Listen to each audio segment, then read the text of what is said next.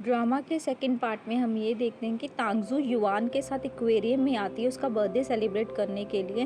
तभी तांगजू को लियो की कॉल आती है और लियो ये बोलता है कि 15 मिनट के अंदर मेरा पार्सल आने वाला है, अगर तुम उस पार्सल को मेरे पास नहीं लेकर आई तो मैं तुम्हें जॉब से निकाल दूंगा। तो सोचो तुम्हारे साथ क्या होगा और इतने पैसे तुम कहाँ से दोगी मुझे। इसके बाद तांगजू युआन से कहती है कि मुझे जाना पड़ेगा, मुझे कुछ काम है ज़रूरी, और वो भागी भागी वहाँ से चली जाती है।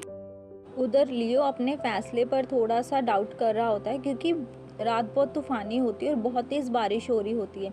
उसे ये लगता है कि मैंने तांगज़ू को बुला के कोई गलती तो नहीं कर दी, क्योंकि इतनी बारिश में वो आएगी भी कैसे? पर तांगज़ू बड़ी मुश्किल से उसका पार्सल लेकर आ रही होती है। एक जगह पर आकर तांगज़ू गिर जाती है। लियो दूर खड़ा उसे देखता रहता है और वो यही सोचता है कि मैं जाऊँ, जाकर उसे बचाऊँ, उसकी हेल्प करूँ। पर छोटा लियो उसके पास आ जाता है और बोलता है कि बचपन में तांगज़ू ने तुम्हारे साथ बहुत ट्रिक्स खेले, अब तुम उसकी हेल्प नहीं कर सकते हो। तो लियो बोलता है कि शायद तांगज़ू चेंज हो गई हो। लियो बाहर जाने के लिए अम्ब्रेला उठाता है, पर तांगज़ू के पास तो युआन आ गया था उसे बचाने के लिए। मतलब लियो वहीं पर खड़ा रह जाता है उसे देखता हुआ। लियो ने ये चांस मिस कर दिया। युआन आकर लियो को स्पोर्ट्स रूम में ले जाता है।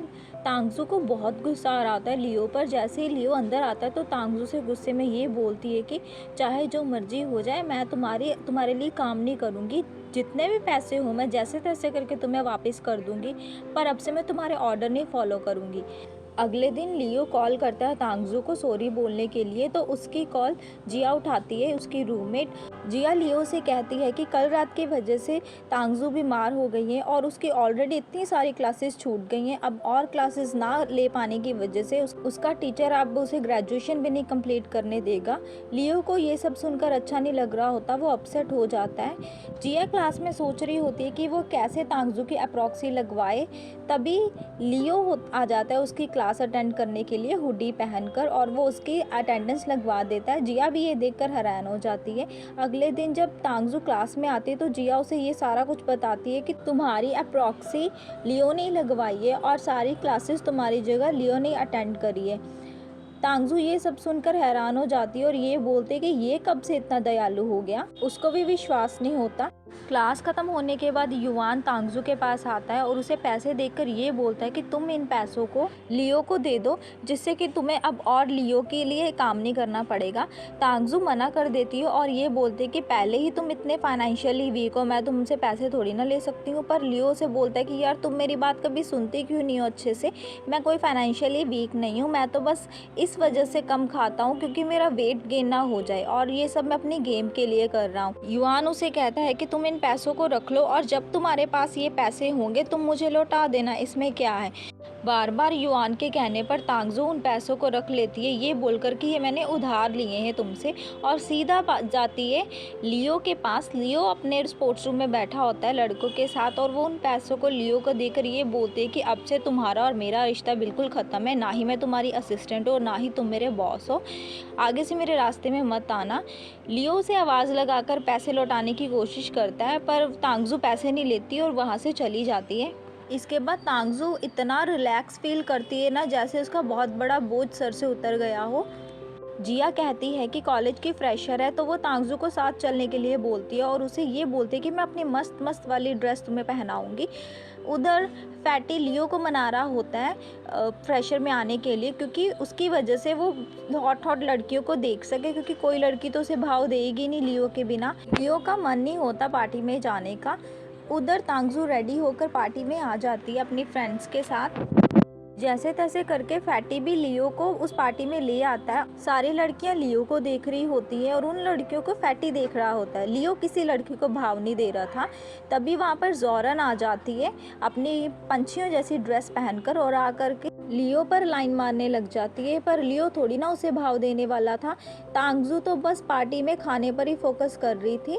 इसके बाद जोरन तांगज़ू के पास आकर उसे ये कमेंट करती है कि आज तुम किसका ड्रेस पहन कर आई हो, तुम्हारा ड्रेसिंग सेंस तो यही नहीं है। तो तांगज़ू से बोलती है कि तुम अपने पर फोकस करो ना, दूसरों पर क्यों इतना ध्यान दे रही हो, खुद तो तुम इतनी कबूतरों जैसी ड्रेस पहन कर आई हो। और जैसे ही तांगज़ू जाने लगती है तो जोरन उसे खींच लेती है, और जिससे कि उसका ड्रेस फट जाता है और वो चुड़ैल बात छुपाने की वजह सबको ये बोल देती है कि देखो इसका ड्रेस फट गया, और वो इतनी एम्बैरेस फील कर रही होती है तांगज़ू। तभी वहाँ पर लियो महाराज आते हैं और आ कर के अपनी जैकेट तांगज़ू को पहना देते हैं। सारे देखते रह जाते हैं कि आखिर ये हुआ क्या है। तांगज़ू को भी हज़म नहीं हो रही होती ये बात। इसके बाद फैटी लियो से टकरा जाता है और दोनों की पहली मुलाकात होती है। लियो की बुक गिर जाती है तो लियो उसे बहुत डांटती है, मतलब दोनों में बहुत ही लड़ाई हो रही होती है। उधर लियो महाराज जब आ रहे होते तो वो यही सोच रहे होते हैं कि आखिर मुझे हुआ क्या है, कहीं मुझे प्यार व्यार तो नहीं हो गया तांगज़ू से। फिर वो ये सोचता है कि नहीं, ये पॉसिबल नहीं है। अगले सीन में हम व्यांग चिंग को देखते हैं जो कि न्यूज़ रिपोर्टिंग का काम करता है और बहुत सारे टॉपिक्स पर रिपोर्ट लिखता है। इस बार व्यांग चिंग कॉलेज आया होता है लियो के, क्योंकि उसे प्रोजेक्ट मिला होता है लियो के बारे में और उसकी टीम के बारे में लिखने का।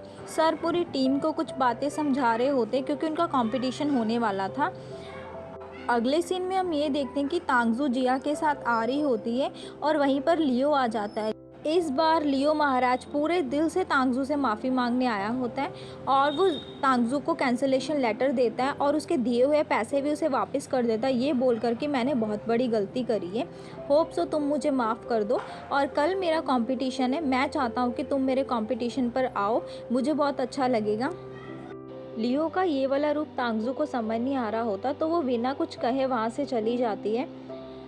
अगले दिन गेम स्टार्ट होने वाली होती है और व्यांग चिंग भी आया होता है लियो की गेम को देखने और उसके बारे में मतलब उसका इंटरव्यू लेने। जैसे ही गेम स्टार्ट होती है लियो और उसकी टीम ज़्यादा अच्छा परफॉर्म नहीं कर रही होती और अभी तक तांगज़ू भी इस गेम को देखने के लिए नहीं आई होती। पर जब तांगज़ू गेम देखने के लिए आ जाती है और लियो की नज़र जब उस पर पड़ती है तो लियो की एनर्जी लेवल इंक्रीज़ हो जाता है और वो इतना अच्छा परफॉर्म करता है कि उनकी टीम विनर बन जाती है। फैटी की हरकतें तो देखने वाली होती है। इसके बाद लियो बड़े क्यूट तरीके से इशारा करता है तांगज़ू को, मतलब वो बहुत क्यूट लग रहा होता है। तब जीत की खुशी में ये सब लोग बहुत इंजॉय कर रहे होते हैं। तांगज़ू की नज़र जब व्यांग चिंग पर पड़ती है तो वो उसे देखकर अनकंफर्टेबल हो जाती है। तांगज़ू की कैप वहीं पर रह जाती है तो दोनों मतलब लियो और व्यांग चिंग कैप उठाने आते हैं पर लियो बाजी मार जाता है और कैप वो ले लेता है। इसके बाद लियो का इंटरव्यू शुरू होता है और व्यांग चिंग उसे क्वेश्चंस कर रहा होता है पर लियो का ध्यान तांगज़ू की कैप पर होता है कि आखिर ये उसकी कैप क्यों लेने आया था और इन दोनों का रिलेशन क्या है, तो वो अच्छे से आंसर नहीं कर पाता। रात के टाइम स्टेडियम में तांगज़ू अकेली बैठी होती है और व्यांग चिंग के बारे में ही सोचती रहती है क्योंकि व्यांग चिंग उसका पहला क्रश था और वो स्कूल टाइम से ही उसे लाइक करती थी।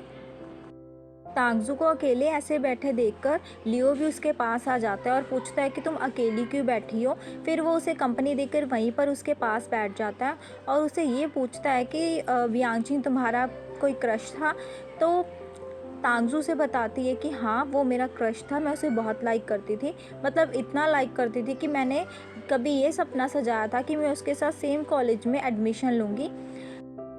लियो के ये पूछने पर कि अब भी तुम व्यांग चिंग को लाइक करती हो तो तांगज़ू ये बोलती है कि ये मैटर नहीं करता। फिर उसके बाद तांगज़ू से बताती है कि वो इतना लाइक करती थी व्यांग चिंग को कि उसने अपना मैथ स्टार्ट होने से पहले व्यांग चिंग को एक बॉक्स में अपना कन्फेशन लिख कर दिया था और बोला था कि मैथ स्टार्ट होने से पहले वो इसका रिप्लाई कर दे। पर जब उसका मैथ स्टार्ट होने वाला था तो व्यांग चिंग ने उसको ये मैसेज करा था कि वो इसके लिए रेडी नहीं है, वो इसका बॉयफ्रेंड नहीं बन सकता। तो तांगज़ू इतना परेशान हो गई थी और वो मैच में अचानक से गिर गई थी जिसकी वजह से उसके पैर पर चोट लग गई और डॉक्टर ने उन्हें हमेशा के लिए स्केटिंग खेलने से मना कर दिया था और तब से वो व्यांग चिंग को इग्नोर कर रही है और उसके बाद उसका एडमिशन भी दूसरे कॉलेज में हो गया था। यही वजह थी कि वो स्केटिंग नहीं कर पा रही थी।